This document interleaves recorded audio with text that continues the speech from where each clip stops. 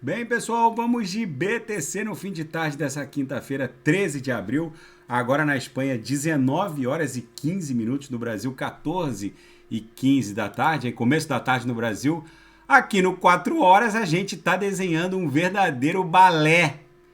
Fizemos a onda 1 e nessa onda 1 aqui no 4 horas, a gente estressou essa camada roxa aqui da banda de VWAP que estava começando a esgarçar aqui as uppers, depois aliviou a pressão dos osciladores de sobrecompra, a gente visitou um patamar entre a primeira upper e a própria VWAP semanal, naquela agulhada que aconteceu por volta de 8, 9 da manhã de ontem aí do Brasil, que eu estou no gráfico de 4 horas, cada candle desse aqui representa 4 horas, aquela agulhada onde a gente chegou a fazer na mínima 29.637, aliviou todos os osciladores e agora a gente se desdobra nessa subonda 3 que vai levar a BTC de volta para essa camada roxa aqui.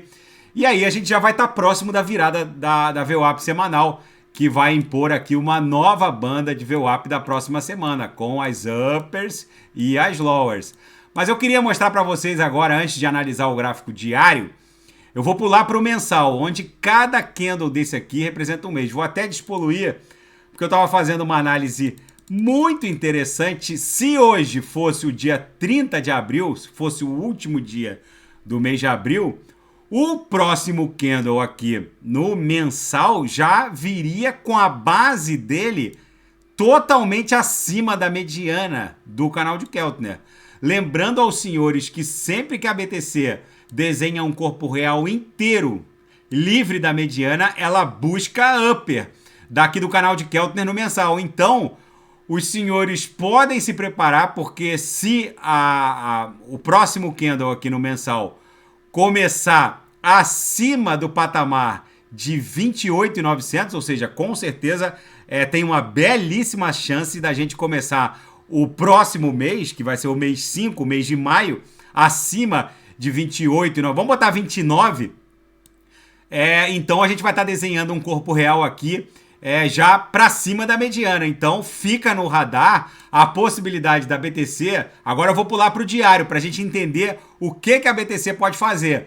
Como essa congestão aqui lateralizou muito, isso aqui foi uma onda 1. Aqui eu estou no 4 horas, vou botar no diário, calma aí. Isso aqui foi uma onda 1. Isso aqui foi uma onda 2 triangularizada. A gente está se desdobrando numa onda 3, que pode eventualmente acabar num pump espasmódico.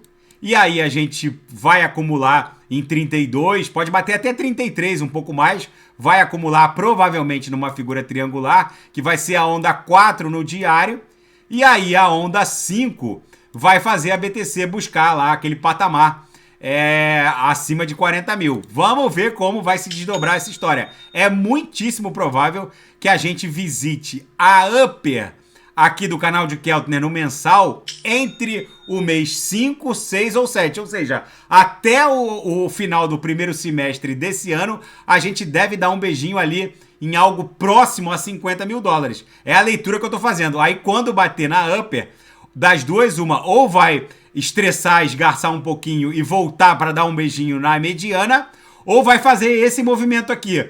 Como a gente está se aproximando do halving de março de 2024, hoje a gente já está no mês 4, o próximo mês é o mês 5. Se a BTC bater aqui na upper do canal de Keltner até o final de julho, fica no radar a possibilidade de formar um pullback e aí explodir, porque aí a gente já vai estar no halving, se aproximando do halving de março de 24, então a BTC tem condições de romper aqui essa máxima de todos os tempos em 69 mil dólares.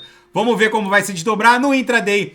Todos os sinais do copy trade fecharam no lucro, com gain no bolso, com gain e lucro no bolso dos assinantes. Bateu na upper, voltou para VWAP. Agora eu abri mais uns 4 sinais no copy trade. Não deu para dar sinais seguros na sala de sinais, porque no copy trade é muito rápido. Como eu dou sinal que são seguidos de forma automatizada pelos assinantes, fica fácil dar sinal no copy trade, porque dá essa agulhada que se aproxima da VWAP e rapidamente ela volta para a primeira upper.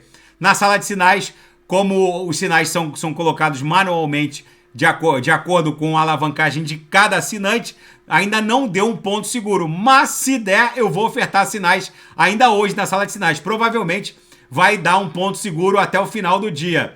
Na seara fática, a atualização da Ethereum, a Chapela, que foi a fusão das atualizações Xangai com Capella, que liberou os Ethers estaqueados na Beacon Chain, ainda sob o consenso Proof of Work, foi um verdadeiro sucesso e causou um certo congestionamento na rede. Enfim, a ETH teve que promover o maior hard fork da história, porque virtualmente todos esses Ethers estavam inacessíveis, porque como as ETHs foram enviadas para stake ainda sob o consenso Proof of Work e com a bomba de dificuldade elevada a um patamar infinitesimal depois da fusão dos dois consensos, virtualmente esses Ethers estavam inacessíveis. Então, os devs da ETH meio que levaram o homem à lua e voltaram com os homens vivos.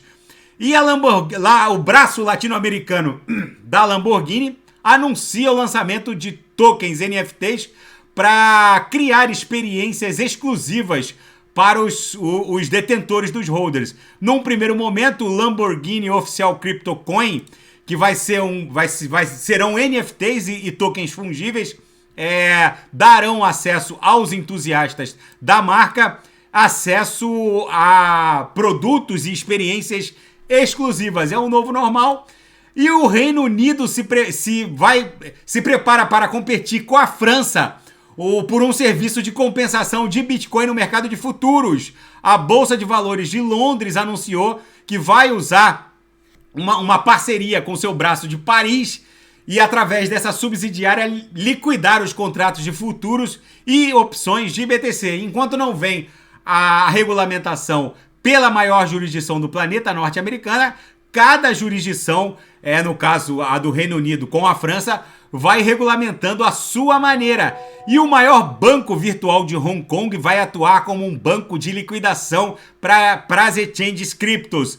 O que está acontecendo é que os Estados Unidos estão expulsando a criptografia, já que eles estão inviabilizando o swap entre criptoativos e moeda fiat soberana. O Signature Bank foi liquidado muito provavelmente por ter uma parceria forte com a USDC e com a própria Binance norte-americana, a Binance US. E agora muitas startups e empresas criptos norte-americanas, a última exchange cripto, a Bittrex, resolveu sair dos Estados Unidos, fundada por americanos no território americano, e foi para Hong Kong. Hong Kong agora liberou, o regulador bancário liberou o maior banco virtual de Hong Kong, tipo o Nubank de Hong Kong, para promover liquidações em tempo real de criptoativos com exchanges criptos. Vamos ver, Hong Kong está se revelando um grande hub criptográfico, e o New York Times diz que conhece a identidade do responsável pelo vazamento de documentos ultra secretos da inteligência norte-americana, que tinha dados inclusive sensíveis relativos à guerra da Ucrânia e seus aliados. O responsável, segundo o New York Times, é um jovem de 21 anos, membro da Guarda Aérea Nacional, e ele é líder de um pequeno grupo de bate-papos de jogos online e memes dentro do Discord, e através desse grupo ele teria liberado esses documentos, que são oriundos de uma ala de inteligência da Guarda Aérea Nacional, a unidade em Massachusetts. Vamos ver como isso vai se desdobrar. Provavelmente ele vai ser processado criminalmente. E a ata da reunião da OPEP, que definiu esse corte brutal de mais de 1 milhão de barris de petróleo dia, relatou que, apesar dos aumentos na demanda por petróleo, eles decidiram cortar a produção.